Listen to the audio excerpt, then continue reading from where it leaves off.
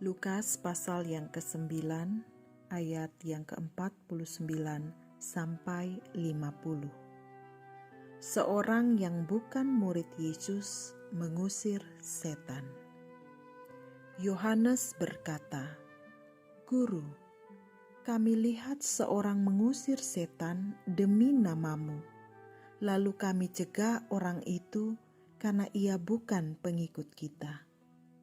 Yesus berkata kepadanya, "Jangan kamu cegah, sebab barang siapa tidak melawan kamu, ia ada di pihak kamu." Saudara-saudara yang diberkati dan dikasihi oleh Tuhan kita Yesus Kristus, melalui pembacaan kita pada saat ini, kita menemukan bahwa ternyata para murid Yesus terjebak di dalam situasi yang ingin membangun sebuah komunitas yang eksklusif. Mungkin menurut mereka komunitas yang mereka hidupi itu adalah komunitas yang istimewa, yang unggul, bahkan juga bergengsi.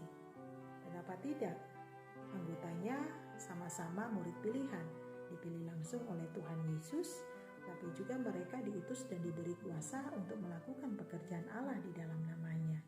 Dan pada saat itu saudara-saudara, orang banyak sudah mengetahui betapa berkuasanya nama Yesus itu.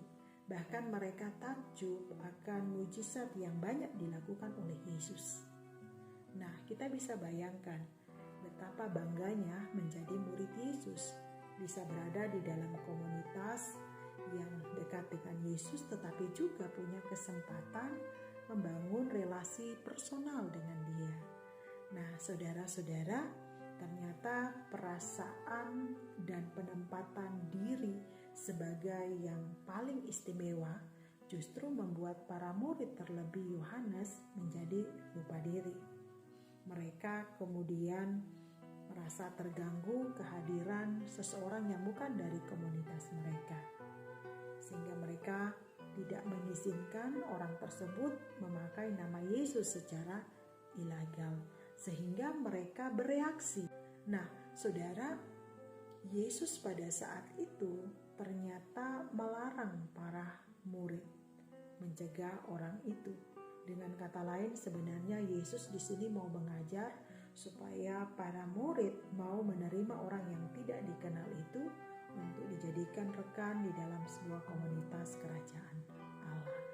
Nah, belajar dari firman Tuhan ini sebenarnya kita mau diajak dan diingatkan untuk melihat keberadaan kita sebagai pengikut Kristus di tengah-tengah komunitas, bahkan juga di tengah-tengah organisasi-organisasi yang kita hidupi. Sudahkah saudara-saudara kita menjadi orang-orang yang mau dan mampu untuk memahami keberadaan orang lain dengan sukarela, ataupun kita tidak berprasangka buruk terhadap mereka?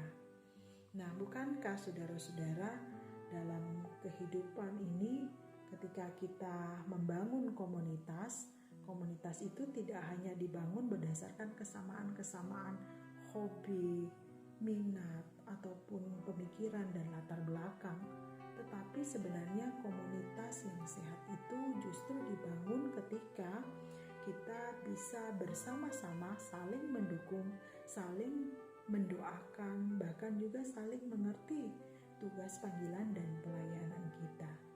Bisakah saudara-saudara kita juga mengesampingkan keinginan-keinginan kita untuk mau selalu dilihat, selalu dihargai, bahkan juga selalu untuk diakui?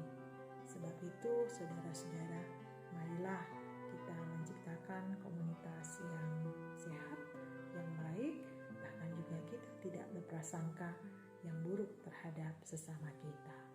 Amin. Mari kita berdoa. Tuhan Allah kami bersyukur padamu untuk firman-Mu yang boleh kami renungkan bersama. Biarkan itu menjadi kekuatan dan hikmat bagi kami untuk menjalani kehidupan dalam komunitas kami masing-masing. Biarlah kami selalu dapat menerima keberadaan orang lain dengan penuh sukacita dan dapat menjadikan mereka rekan dalam kehidupan kami dan bersama-sama dapat bertumbuh di dalam kasih terhadap Engkau. Jauhkan kami juga Tuhan dari sikap ego yang menganggap diri kami lebih istimewa daripada yang lain, sehingga kami harus dilihat, diutamakan dan dihargai dibanding dengan yang lain. Tuhan kiranya memberi kami hikmat untuk dapat menjalin relasi yang sehat dengan sesama kami. Dan hikmat Tuhan juga memampukan kami untuk dapat hidup di dalam situasi pandemi pada saat ini, sambil Tuhan terus selalu mengerjakan pemulihan bagi bumi yang kami cintai ini. Terima kasih Tuhan. Amin.